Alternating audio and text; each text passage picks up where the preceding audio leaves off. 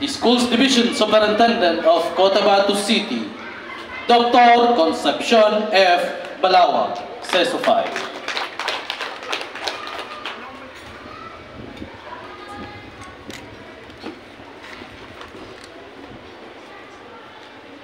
Bismillahirrahmanirrahim. Alhamdulillah. We offer all our praises and thanks to Allah subhanahu wa ta'ala because Allah allowed us to gather here today for a very noble purpose. Alhamdulillah. My highest respect to our Honorable Minister Muhager Iqbal of MBSTE BARM, to our very humble Director General Tahir Lalag, directors, MBSC directors who are in attendance, sirs, our two ASDS, Doc Zara Ibrahim Serafika and Dr. by Princess Rohana Sinswat, the school heads of District 6, led by PSDS Dr. Vivencio Aniñon. Nandiyan si Sir Aniñon, yan. And of course, the newly promoted school head of this public madrasa, Madam Munawara Sadiq, the asatids and teachers of Standalone, Bangsamoro Standalone Senior High School, Ustads Abu Haraira EDSA, our two chiefs, Chief SGOD Benjamin Wahab and Chief CID Dr. Pancho G. Balawag, the MPSCE officials who are in attendance, other guests, ladies and gentlemen, Assalamualaikum warahmatullahi wabarakatuh. I remember when Sir Moby Pandi called me through phone, last week of June siguro yun. Sabi niya, ma'am, mag-report ka kay Minister 2 o'clock ng hapon. Available ka ba? Sabi ko, yes. Bakit man, Sir Bobby? Hindi ko po alam, ma'am. So, kinabahan talaga ako pag pinapatawag ka sa office. So, I immediately called my husband, yung ating pag-comfort sa atin. Sabi ko, samahan mo ako kay Sir IQ, pinapatawag ako. So, mga almost 1 hour kami sa labas nag-aantay kasi ang daming bisita. So, kinakabahan talaga ako. So, ano kaya? So, pagpasok ko, nakaupo na, pinaupo niya kami dalawa. So, ang unang nasambit niya, sabi niya, Superintendent, mag-open tayo ng public madrasa doon sa Bangsamoro Senior High School Standalone. So, ang una kong nasambit, Alhamdulillah, sir. Alhamdulillah.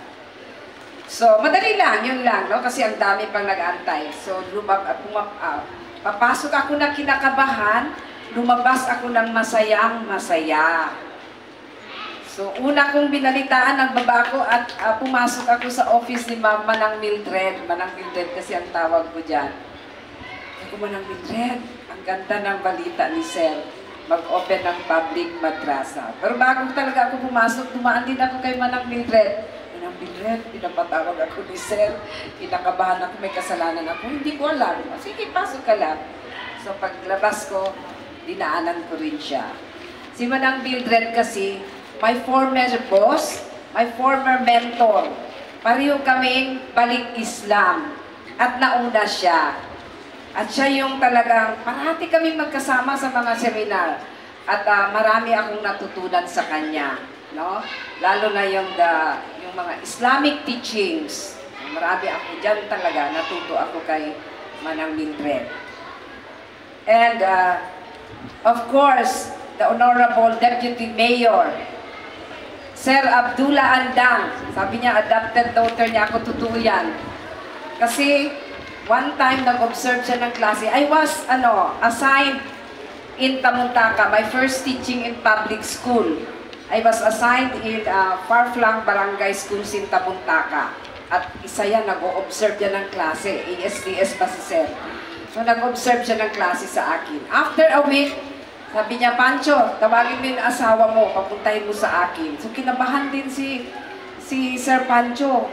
Kasalanan ka kahit ako. Pagpasok ko sa office niya, kaya mo mag-principal? Sabi ko, Sir, hindi ko kaya. I'm a grade 3 teacher. No. Sabi niya, bibigyan kita ng school at mag-principal ka. Thank you so much, Sir. I am forever grateful and so thankful that you trust me. And now, you are one of the, sabi ko, isa ka sa instrument ng Allah subhanahu wa ta'ala na narating ko ang posisyon na ito. Kayo po yung unang naniwala, a grade 3 classroom teacher, na sobrang mag-training ka sa Cebu, sabi niya. Mag-training ka sa Cebu, maghanap ka ng hiraman mo ng pera kasi may registration at hindi pwedeng sa MOOE. Ay, wala pang MOOE noon. So, ayun, pinatraining niya muna ako sa Cebu for principalship. Thank you, Sir Andang. So, it is an immense pleasure that the first Bangsamoro Public Madrasa na noon pinag-uusapan pa namin nila Ma'am Mildred. Alam mo, meron kami yung association ng mga Muslim women.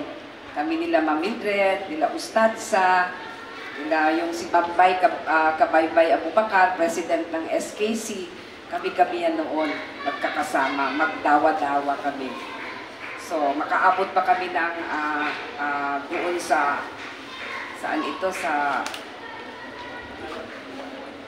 malayong lugar para magdawa. Sinasama-sama ako ni Ma'am Mildred. Kasi speaker siya ng The Role of Women in Islam. So, yan. So, the first ever, this is the brainchild of our Honorable Minister Buhager Iqbal to provide a balanced education in the Bangsamoro Autonomous Region in Mindanao. And now, alhamdulillah, sabi ko kay Manang Mildred, pag maganda yung niyat mo, so our dream come true. Nagkatotoo na ngayon. So immediately, nung pagtawag sa akin ni Sir, tinawagan ko kaagad si Janet. Janet, mag-prepare ka ng isang building na maganda, ha? Piliin mo yung maganda kasi ang first public madrasa, i-open dyan sa Stanhalon. Sobrang tuwa niya. Alhamdulillah, ma'am. Kasi magiging happy school na. Pwede ba ilagay ko na ito, a happy school. Yun ang sabi niya una. And then, nag-meeting kami with Ustad Abu Huraira at pinadala ni Sir Nalal ang kanyang staff sa office at doon na kami nagplano. Sabi ko, mag-family mapping na kayo kasi 2 weeks na lang habulin natin, sabi ko kay Ustad. Magbrigada eskwela tayo, magpalinis tayo. Alhamdulillah, for almost 2 weeks lang, they gather almost 150 pupils. Isipin mo, from kinder to grade 3 lang, how much more kung grade 6, baka aabot tayo ng 1,000. So, dito sa maliit na purok, so umabot tayo. So, Sir, to our beloved minister and to our DG, Sir Nalag, the whole official dam of the Schools Division of Cotabato City greatly support the first Bangsamoro Public Madrasa here in Cotabato City, and as of now we have almost 150 pupils enrolled, officially enrolled. At sige pa ang enrollment, sabi ni Ustads, no? Sige pa ang enrollment ngayon. And I pray very hard that the public madrasa here will become a permanent school here, sir. At pangalawa yung biniluan. At sana meron pang within the city para yung mga apo ko, sir. Papa-enroll ko dahil hindi na nahabol ng mga anak ko ang public madrasa. So maraming salamat po. Una sa lahat sa Allah subhanahu wa ta'ala na talagang siya ang lahat-lahat na nagbigay nito, and we are just instruments na magkaroon ng public madrasa dito. So, pagpalain Bangsamoro. Wassalamualaikum warahmatullahi wabarakatuh. Thank you very much, Ma'am SDS. This juncture, ladies and gentlemen, will be the installation of the teacher in charge for this pilot public madrasa in Cotabato City. Again, the Schools Division Superintendent of Cotabato City, SDS Concepcion F. Balawag, to install the teacher in charge here in pilot public madrasa, Cotabato City. We would like to request